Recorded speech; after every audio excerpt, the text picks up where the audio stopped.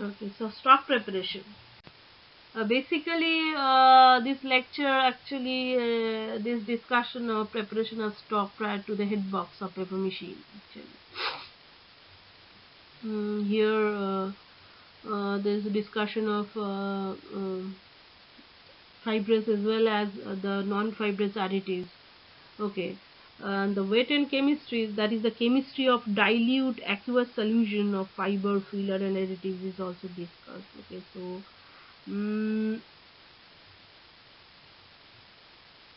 Knowledge of weight and chemistry helps predict the retention of additives. Okay, that gives you added advantage. Okay, in the paper, in any material basically. Okay, drainage during the paper making and the level of sizing of the final paper. Okay, so paper making fiber from the pulp mill are only partially prepared for paper manufacturing basically. Okay, so if you use in this state, they would produce paper having like a low strength, uncontrollable texture, and wild or uneven formation. So this stock preparation process is there. Okay, so before being made into the paper, fiber must undergo the stock preparation, and these include fiber refining and the blending of fibrous as well as non-fibrous materials into desired proportion for paper making furnish in order to get a certain set of characteristics in the final paper. Okay, the beginning of the stock preparation process, the paper fiber arrives as pulp slashed directly from the pulp mill as wet laps or as dried pulp sheets, because you are getting the pulp from different resources, like from resources recycled paper from directly other pulp mills basically. The fiber must be suspended in water to provide a proper consistency to permit blending with other additives too, and different pulpers, okay, are used for the refining, heating. Okay. Okay, so refining is uh, is a step in stock preparation. Okay, so first mechanical refiner is beater, and this is a shape of a Hollander beater. So we'll be knowing the functioning of it. This is also called a Hollander beater. Here the roll rotates over a bait plate having similar rows of metal bars. Okay, here you can see a schematic diagram whereby you can see the top view as well as the side view. Okay, so this is called Hollander beater. Hollander beater consists of a tub of elongated shape and rounded edge to facilitate the circulation of the pulp, and is provided with longitudinal member known as meat feather. You can see the meat feather at the top view. Okay. This meat feather divides the tub into two channels. Okay, now the beater roll is set across the tub, and the beater roll consists of number of cast steel heads. Fibers are mounted in slots which are positioned by pins. Then now the bait plate is located beneath the roll. You can see in the side view. Okay. The bait plate consists of a number of steel bars, okay, with wooden spares with it. The bait plate assembly is placed in a bait plate box and hold firmly in place. Okay. Now bait plate is fixed in position and the roll is adjustable to and from the bait plate. Immediately behind the roll there is a backfall. Okay, you can see the backfall at the side view. Okay. This backfall is perforated in the order of 7 by 8 inch, and over which the roll discharges the stock after it passes underneath the roll. Okay, the stock which has been reduced to slurry form is unable to pass through the perforations. Okay, now what are the purpose of beating? Okay, beating basically subject fiber to brushing, cutting, fraying, shortening, or uniforming actually, and unravels the surface to form fine hairs of fibrils, okay, resembling the pile on a velvet. Okay, basically it actually remove the primary wall of the fiber so that fibrils can be removed. Okay, and to decrease the length of the fiber and to increase the fiber flexibility. Okay, to increase the tensile strength of the paper. Okay, as you are making the fiber uniform, so you are ensuring the strength of the fiber is uniform throughout. Okay, uh, here the fiber becomes swollen and softened and the surface area is increased thereby. Okay, and the fiber to fiber contact or bonding is increased during the paper making. Okay, and definitely as you're uniforming the fiber, so it also helps to reduce the void of the paper produced. Okay, next is to improve the oil absorption capacity of the paper produced, to improve the hydrating property of the paper produced. So these are certain purposes of beating. Okay, now after the beating, additional refining can be accomplished by conical type or Jordan refiner. So let's see the configuration and function of Jordan refiner. Okay, the Jordan refiner consists of conical element of cast iron called plug, which is mounted on through going shaft. Okay, the plug consists of number of bars along the inner length of the plug. As you can see, the plug rotates within the heavy cast iron body, which is provided with a shell, that is the outside shell. The shell is made of multiplicity of bars with wood or other space between them. Okay, the whole arrangement are usually free assemblies either in one piece or in section for easy insertion into and removal from the body of the refiner. Okay, the shell is so positioned in the body that burrs in the plug coax with the burrs in the shell as the plug rotates. These have suitable inlet connection at the smaller end and outlet connection at the larger end, as you can see. Okay, so disc refiner. Basically, the beater is used for refining the pulp in batches. Okay, and this has been replaced by disc refiner, basically for continuous operation. Refiner is having two vertical discs. Okay, one may be stationary, another may be rotated, and two may be rotated in opposite direction. Okay, next slide we will be learning the configuration of it. Disc refiner. Disc refiner consists of two discs, one stationary, one rotating, or two can be rotating, as you can see at the picture. The two discs mounted on horizontal shaft. The disc surfaces are toothed or corrugated. The surfaces, okay. The rotating disc is mounted on shaft on which is supported on a bearing with bearing housing mounted on heavy cast iron base.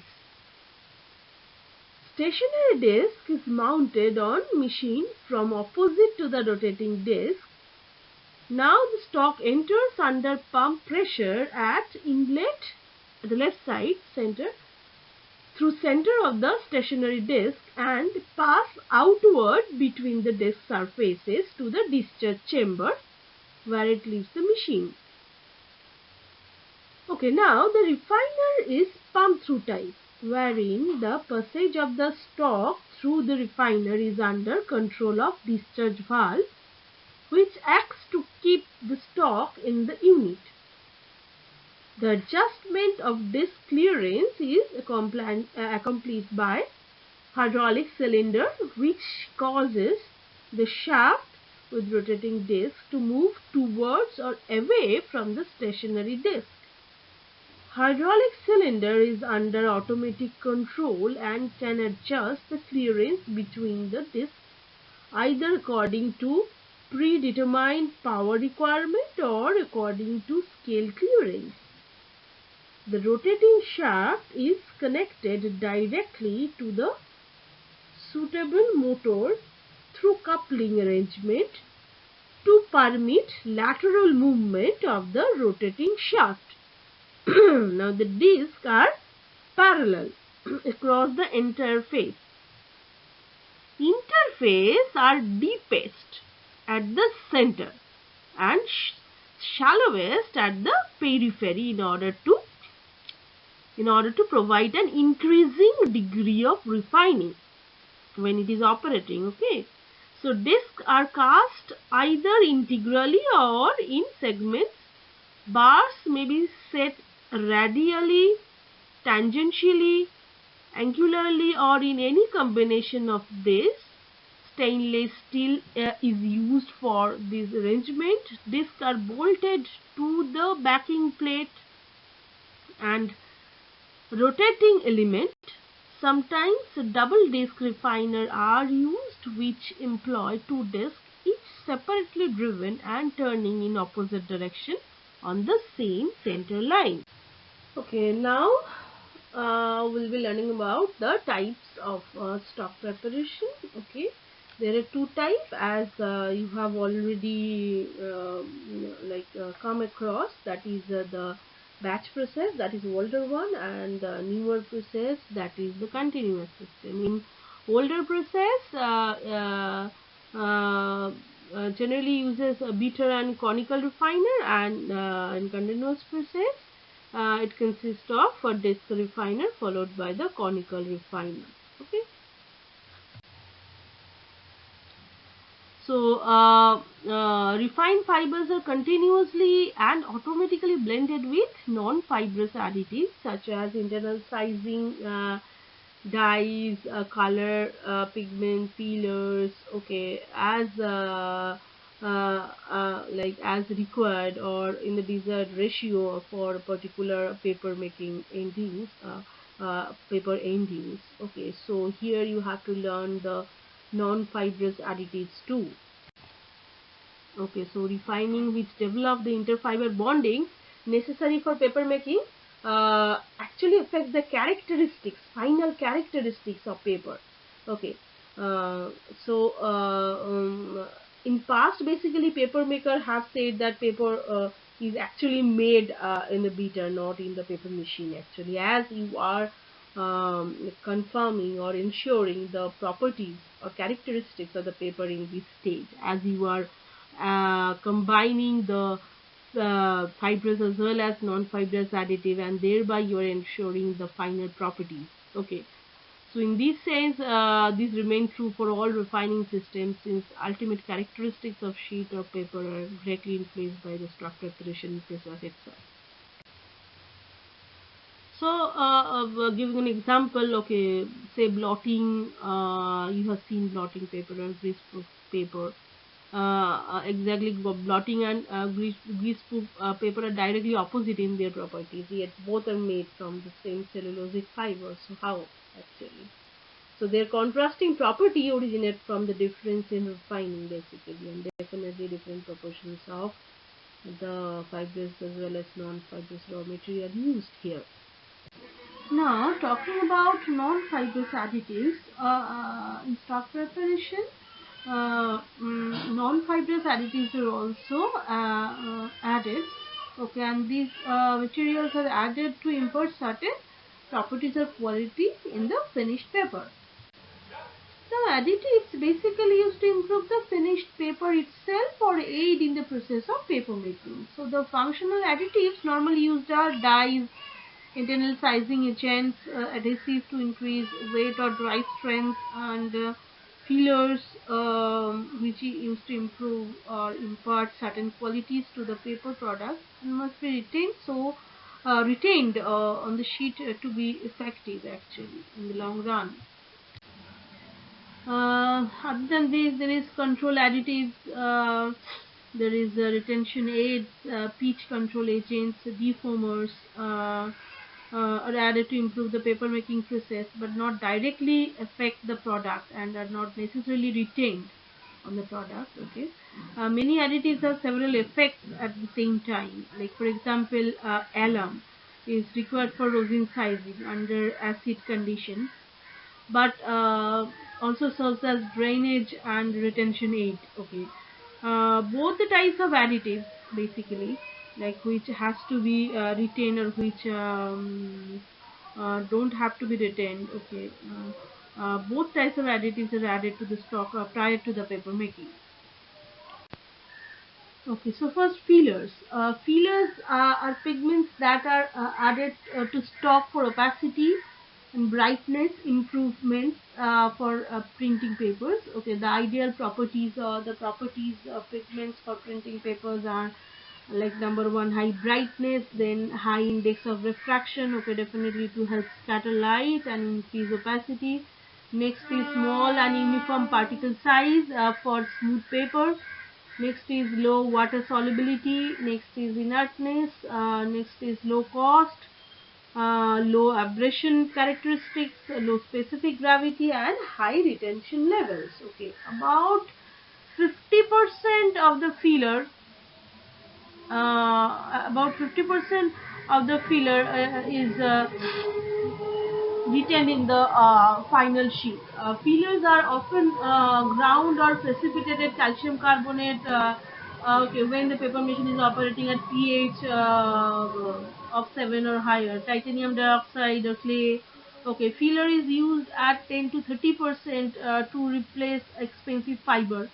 Okay, at the higher level of addition, basically the paper becomes limp since fillers interfere with fiber to fiber bonding. Okay, and do not impart strength themselves. So fillers are not used in liner board or other papers where strength is the principal desired property. So, in the next slide, there's a table which summarizes the properties of the paper fillers and coating pigments. Okay, so here you can see a summary of the properties of paper fillers. Okay, like the index of refraction, the brightness, specific gravity, particle size. Okay, clay. Okay, this is also known as kaolin. Is an inexpensive filler mined from natural deposits used in magazine and book paper. It is not as bright, it is 80 to 92%. Okay, as calcium carbonate or titanium dioxide. Okay, it has an index of refraction of 1.55 and a specific gravity around 2.58, and it is abrasive. Okay, typically 40 to 90% of clay particles are less than 2 micrometer. More clay is used than any other filler in paper traditionally, accounting for 90% of all fillers and coating pigments.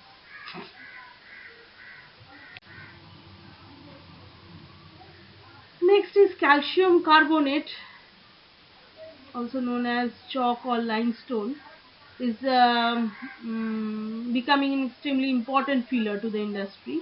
Okay, the mineral form is called calcite and occurs in limestones, chalks, marbles, and other forms. Since it reacts with HCl to give CaCl2 and CO2, it must be used in alkaline paper making system at pH 7 or higher. The brightness is about 92 to 95% with index of refraction 1.65 and a specific gravity of 2.7 to 2.85. Medium particle sizes for various form of calcium carbonate are as low as 0.5 micrometer to as high as 3 micrometer or larger depending on how fine it is ground. Fine particles sizes give higher gloss and may improve brightness. So calcium carbonate is inexpensive, about 20 to 50% of the cost of bleached pulp. Again, has low abrasion. It is made by grinding one of the naturally occurring mineral forms or by precipitation from solution to form CaCO3, precipitated calcium carbonate, that is PCC. PCC has high scattering coefficient that increase the opacity of the paper. Okay, PCC offers advantage over chalk because of its finer particle size, an uniform size distribution, higher chemical purity, and control over zeta potential, that is ionic charge of the surface. The shape of the particle can be controlled so as to give plate shapes that are ideal for paper making. It is said that the pH of PCC tends to be somewhat higher than ground calcium carbonate. Okay, here in the picture you can see the PCC types. At the upper left you can see the rhombohedric PCC is. Now at the upper right you can see high surface area for high opacity and brightness PCCs. Then at the lower left you can see the large spherical PCCs for matte coated paper, and at the lower right you can see the scalenohedral type of PCC. Okay, so these are used for different purposes. Next is titanium dioxide. Okay, it is an expensive filler which costs slightly more than bleached pulp and is very bright, about 98%. Okay, it has a high index of refraction, that is 2.56 to 2.7, and a particle size typically only 0.20 to 0.25 micrometer, that both contribute to higher opacity. As anatase, it has a specific gravity of 3.90, and as rutile it has a 4.2.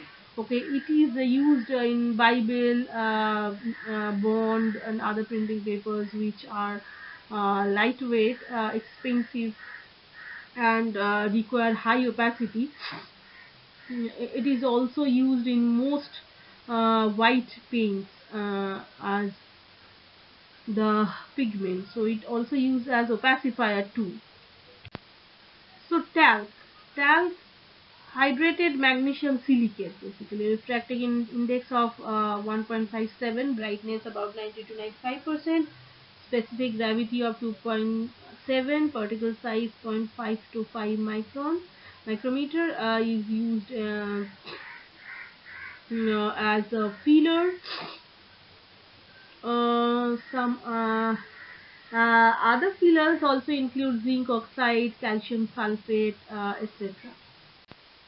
Okay, dyes are water soluble colorants basically. Okay, these are absorbed on the fiber surface, imparting their colors basically. Okay, there are different kind of dyes available. Okay, so basic dyes are like cationic organic dyes are used with inorganic and anions to fix them to the surface of the fiber. Okay, they have strong affinity for lignin but not for bleached pulp, and have poor fastness. Okay, they are used in newsprint.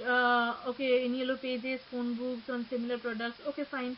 Okay, but they have high tinctorial strength in presence of mordant or fixing element, as I have told in the previous slide. Okay, there are acid dyes, there are direct dyes. Okay, you can check it out, their properties. Okay, blue or red dyes are added to overcome the natural yellow colors of the fiber and improve the brightness of the paper. Okay, the dye attaches itself to the alum and not directly to the fibers. Now, fluorescent brightening agents. Okay, these are sometimes called optical brighteners. Okay, they are colorless and convert invisible UV light to lower energy visible light, especially blue light, which masks the inherent yellowness of the paper. Okay, so there are different classes available. You can check it out in the slide. Okay, dyes must be made colorless in Brogue. And what is Brogue? You can check in the footnote. in the next slide, or sorry, the note in the next slide. Okay. Um uh, Blue dye is often added to the pulp to offset the tendency of the pulp to be yellow, that I have already told in the previous slide. Okay, you can see representative dye used in paper. You can check it out. Direct red azo dye. So you can check what is stock, what is varnish, what is broke, or the difference of the three. You can check it out in this slide. Now sizing can be of two types. One is internal sizing, which is done at the time of stock preparation, and external sizing, which is done after the paper manufacturing. Okay, in internal sizing basically is develop the like resistance to penetration of aqueous liquids basically. Okay, so internal sizing material basically used to retard water penetration into the final paper. Okay, by using non-polar sizing materials. Okay, and surface sizing or external sizing works in a different mechanism basically. Okay, after the paper making, in a size press basically okay, this coating is applied onto the paper to fill the pores or capillaries of the paper, making water penetration more difficult basically. So though like the surface sizing elements are different. Okay, starch is also used, different fillers are used. Okay, uh, rosin sizing with alum are used since early 1800s. Okay, now there are alkaline sizing too basically. Okay, paper may be hard sized, flat sized, or no size. Okay, say hard size. Okay, high resistance to liquid penetration, such as many printing and packaging papers. Okay, slack size, like low resistance to liquid penetration, such as newsprint. Okay, no size paper like your traveling blotting paper, sanitary papers. Okay. Uh, there are two common type of internal sizing. One is rosin sizing, another is alkaline sizing. Okay. Basically, internal sizing materials are added to the furnish in the bitter prior to paper making, and is referred to as internal sizing. Okay, rosin size is the most commonly used internal sizing material. The major component of rosin is abatic acid. Okay, and rosin size is prepared by boiling rosin with the aqueous solution of sodium carbonate or sodium hydroxide. Rosin size and aluminium sulfate,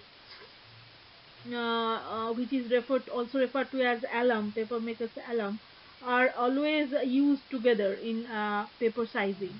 Okay, the aluminium sulfate hydrolyzes in water to form colloidal aluminium hydroxide and sulfuric acid.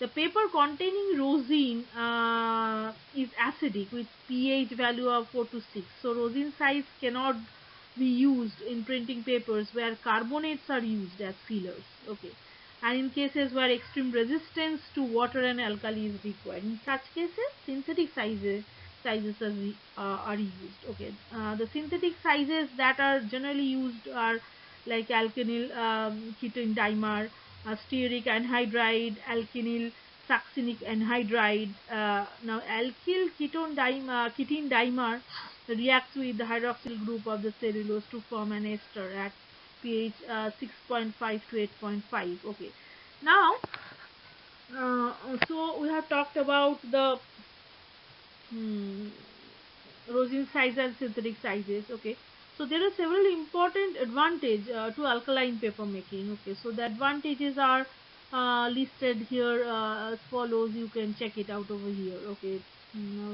the papers have longevity since no residual acid is present.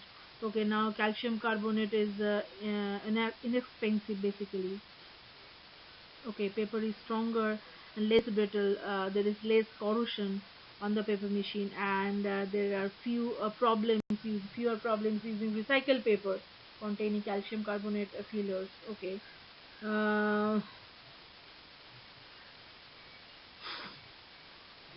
uh, So with most internal sizing method, rosin or alkaline, hardwood pulps are much easier to size than softwood pulps. Sulfate pulps are easier to size than sulfite pulps, which are both easier to size than thermomechanical pulps, which are easier to size than groundwood pulps. Okay, so it is level up. Okay, so semi-bleached pulps are easier to size than bleached pulps. Okay, so this can be quite understandable, and the rest you can check. About rosin sizing, I have already told you in the previous slide. Okay, here you can check the Diel-Alder reaction too. On the next figure, it is been given schematically. Also, here you can see the soap size. Okay, like rosin may be used in the salt form as a solution at 10 to 11 pH. Okay, then paste rosin size. Okay, then emulsion size. Okay. These are the things which you can check in the slide. So normally the rosin is added before alum. Okay, if the rosin is added, if the alum is added before rosin, the process is called reverse sizing, and reverse sizing might be used. Okay, where like for example in water containing high amount of calcium, which might precipitate the rosin before it could react with alum. So reverse sizing is recommended for alkaline systems. So here you can see the Diel-Alder reaction. Okay, and hydrolysis yielding tricarboxylic acid, basically the rosin sizing reaction. Okay, you can check it out. Okay, to improve the retention of pigments, especially titanium dioxide, retention aids like alum, natural gum, water soluble resins, synthetic polymers like polyacrylamide, or chemically modified and natural polymers like carboxymethyl cellulose are added to the beater. Okay, photographic papers are coated with certain thermosetting resins such as urea formaldehyde, melamine formaldehyde to improve the wet strength of the paper, since these such papers are often immersed in water during their processing. Okay, there are certain other control additives I have talked about. Okay, I'm not giving detail that much in this lecture. Okay, maybe if we get time, we'll discuss some other time. Okay. Now here you can check the detail of refining, every detail of refining. Okay. In the following slides you can check. Okay, here you can see paper of increasingly refined pulps. As you increase the refining, like you can get the papers like this. Okay, now from the top left to the low right side. The detail of the brushing, the cutting. Okay, these fibrillation. These are the terms which you have learned in the slide. So you can check the detail of it over here. Okay, so average fiber length. Okay, you can over here. Okay, so in short, talking about the purposes. So first purpose of beating. Okay, so purpose of beating to remove the primary wall of the fiber so that fibrils can be formed. Okay, to decrease the length of the fiber and to increase the fiber flexibility, to increase tensile strength of the paper formed, to reduce the void of the paper produced, to improve the oil reabsorption capacity of the paper produced. Okay, to improve the hydrating property of the paper produced. Okay, now talking about the purpose of stock preparation. Okay, overall, okay, to remove all the impurities from the stock, to make the pulp more uniform and more fine, to adjust the consistency of the pulp. Okay, so these are some of the purposes, overall purposes of stock preparation as well as beating. So thank you.